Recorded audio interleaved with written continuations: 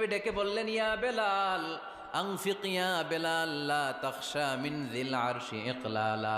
ও বেলাল, আল্লাহর রাস্তায় দান করো, কারণ আমার আল্লাহর ধনভাণ্ডারের কমতি নাই।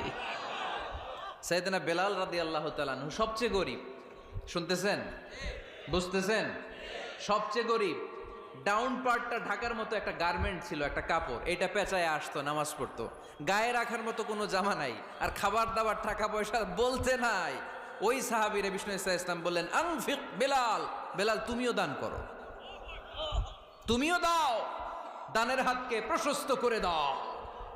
আনফিক ইবনা আদম উনফিক আলাইক, হে বানি আদম দাও, দিলে আমি তোমারে দেব। কেজির এটা হুজুরে দিয়ে দিলাম, এরপরে কেউ আমার 20 কেজি দিলে ওইটা ধরবো, ওইটা আবার আরেকজনরে দিব, এরপরে আরেকজন 30 কেজি দিলে ওইটারে ধরবো। কথা বলেন, কথা বলেন, কথা বলেন। এজন্য আল্লাহ বললেন,